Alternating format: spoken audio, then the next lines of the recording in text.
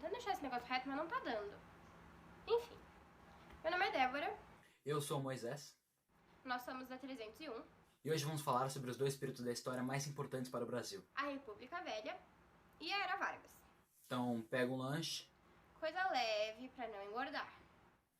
e vem com nós. Eba!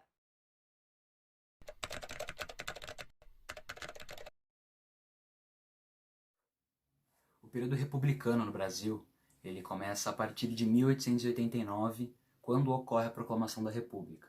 A primeira fase da República Brasileira, ela é conhecida como República da Espada. Ela recebe esse nome porque na época quem governava de fato eram os militares. E como a arma era algo pouco evoluído ainda, eles usavam mais a espada. E aí, Nessa época, o autoritarismo e a crise econômica eram coisas muito presentes na sociedade. O autoritarismo, ele vinha por conta dos militares no poder, e a crise econômica, ela provinha da política de encilhamento. Essa política, ela consistia no fato de que bancos privados podiam imprimir papel moeda. O que acontece então é que a inflação cresce muito e a moeda começa a ser muito desvalorizada. Essa fase, então, ela acaba em 1894, quando o Prudente de Moraes, um civil, é eleito no poder e dá fim a essa dinastia de militares. Na verdade, eu não sei se dinastia é a palavra certa, mas eu vou usar. Uma coisa interessante é que nesse período surge a primeira Constituição, em 1891. E é nela onde surgem os três poderes, o legislativo, judiciário e o executivo. E com o fim da República da Espada, começa a era da República Oligárquica.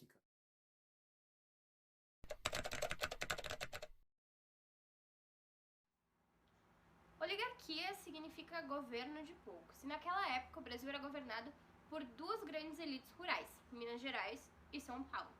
Esse governo ele ganhou carinhosamente o apelido de República Café com Leite, que simbolizava as riquezas de cada um dos estados, o leite de Minas Gerais e o café de São Paulo. Era um bota-casaco, tira-casaco entre as duas elites e em cada ano de eleição, um dos estados indicava um presidente. Mas, como o Brasil era uma república, eles precisavam de algumas medidas para garantir que eles conseguissem se manter no poder. E daí surgiu a política dos governadores e o coronelismo. Na política dos governadores, os governadores que apoiassem o governo, eles não recebiam uma interferência direta nos seus estados, então eles tinham uma liberdade muito maior para governar. Já o coronelismo, ele consistia na imposição do voto pelos coronéis. Os coronéis, eles eram grandes proprietários de terra com grande influência econômica na população, então a população dependia diretamente deles, o que facilitava esse processo. Logo no começo dessa forma de governo, a população ela já estava muito insatisfeita porque ela vivia numa sociedade muito desigual e muito excludente, o que facilitou o surgimento de vários movimentos sociais. Teve a Guerra de Canudos, no Nordeste, a Revolta da Vacina e a Revolta da Chibata, no Rio de Janeiro, e a Guerra do Contestado na fronteira E a Guerra do Contestado na fronteira do Paraná com Santa Catarina. Ainda nessa onda de movimentos sociais, é muito importante falar sobre o tenentismo, que foi um marco na crise dessa república. Os tenentes que faziam parte desse movimento, eles lutavam contra o regime oligárquico e eles queriam a imposição do voto secreto. Além disso, o cenário econômico mundial já não era muito favorável. A crise de 1929 abalou o mundo inteiro, mas principalmente os Estados Unidos, um dos principais compradores de café no Brasil, o que acabou por enfraquecer as elites rurais da época. Mas a treta começa mesmo em 1930, com um conflito político entre Minas Gerais e São Paulo. Washington Luiz era o atual presidente, era um representante paulista, estava chegando no final do seu mandato, então era a vez de Minas Gerais indicar um candidato. Mas aí São Paulo dá uma rasteira em Minas Gerais e apresenta a candidatura de Júlio Prestes, JP pros mais íntimos. Minas Gerais, se sentindo traída, apoia a Aliança Liberal Opositora, que tinha como candidato à presidência o gaúcho Getúlio Vargas e o vice João Pessoa, da Paraíba. Dando sequência então ao que a Débora falou, depois dessa crise política entre Washington Luiz e os demais, o vice-presidente de Getúlio Vargas, João Pessoa, ele é assassinado. Quando se descobre do assassinato de João Pessoa, a revolta ela é ainda muito mais amplificada. Então Getúlio Vargas, junto com um exército de apoio, eles rumam a São Paulo, conseguem depor Washington Luiz e assumem a presidência do Brasil.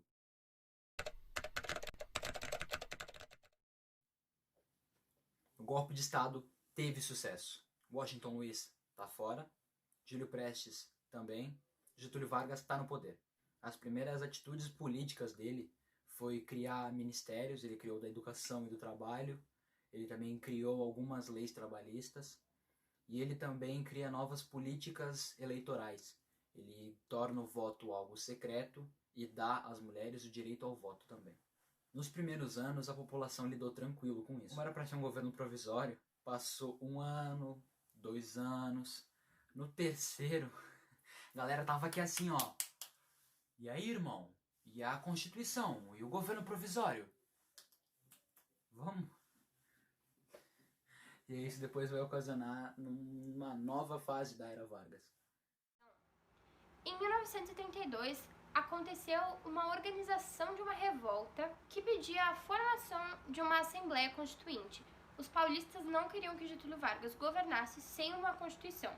Esse movimento ele ficou conhecido como a Revolta Constitucionalista Paulista de 1932, e mesmo com uma repressão muito violenta do conflito, Getúlio Vargas, 2 anos depois, acaba promulgando uma Constituição que dava direito ao voto feminino e ao voto secreto. Além disso, a Constituição de 1934 ela prevê ainda uma colaboração maior entre a Igreja e o Estado, coisa que não acontecia desde a proclamação da República, onde houve a separação entre esses dois poderes. Não sei se dá para chamar a Igreja de poder. A Igreja ela tinha inclusive um poder político, que era representado pela Liga Eleitoral Católica, que recomendava os candidatos que se comprometiam a defender os interesses católicos para o meio político. Mas a presença da igreja, ela vai muito além disso tudo. Ela, favorecida pelo governo, ia contra a ascensão da esquerda e apoiava ainda a ditadura do período seguinte, que ficou conhecido como Estado Novo.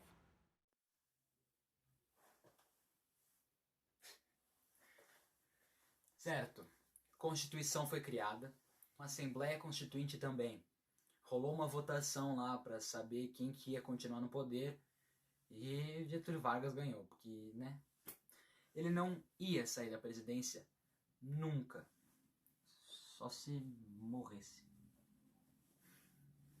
Algum tempo se passou após essa votação, havia chegado já o período eleitoral, então agora Getúlio Vargas corria de novo o risco de perder o cargo de presidente do país.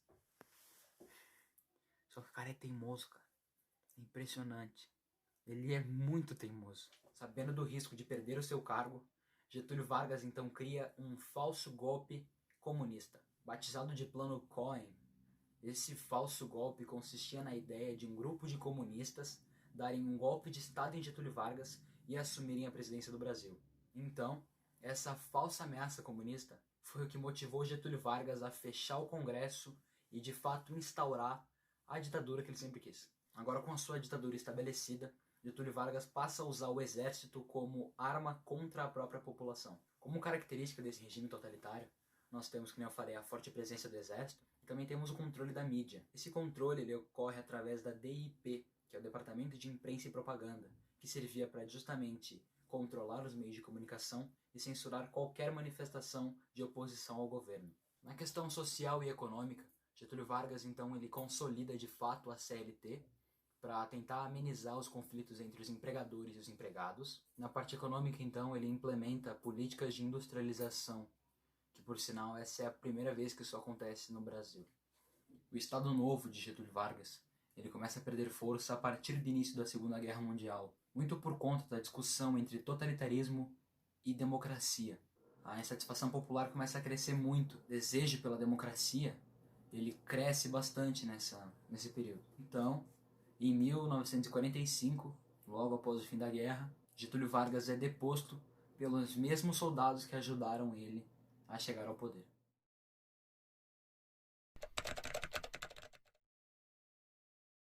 A arte brasileira, de certa forma, ela sempre sofreu com influência estrangeira, principalmente vindo da Europa, muito por conta da colonização portuguesa que a gente sofreu. Nas primeiras fases da República, essa influência ela ficou muito mais forte. A ascensão da burguesia também causa influência na arte brasileira, porque muitos dos burgueses iam para fora do país, estudavam geralmente na Europa e depois voltavam.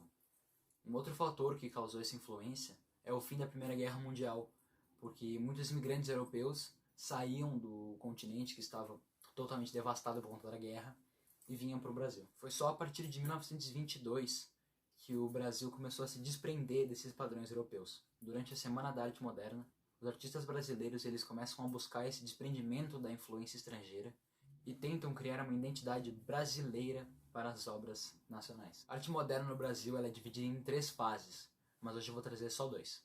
Porque eu quero. Estes são os principais artistas dessa época. A primeira fase é a chamada de fase heróica e acontece de 1922 até 1930. Nessa época é quando começa essa busca por uma identidade própria. O cotidiano brasileiro ele passa a ser muito valorizado nas obras e surgem movimentos como o Manifesto Antropófago e o Manifesto de Poesia Pau-Brasil. A segunda fase ela abrange os anos de 1930 a 1945 e é chamada de a Geração de 30. Aqui, os novos conceitos de quebra de padrões já está estipulado, já está consolidado. Essa fase ela ocorre juntamente com a Segunda Guerra Mundial e o governo Vargas. Então, surgem nas obras uma preocupação em relatar problemas sociais que o país enfrentava. A terceira fase ela ocorre de 1945 até não se sabe o ano. Muitos historiadores eles dizem que isso durou até a década de 80, alguns dizem que ainda perdura no país, então não se tem uma exatidão sobre. E aí a gente optou por não trazer. Bom, foi basicamente isso. A gente apresentou tudo o que tinha para falar. Espero que você tenha aproveitado. Quarentena tá um saco. Gravar isso aqui foi um pouquinho complicado, então dá o like aí. Ajuda nós, certo? Valeu.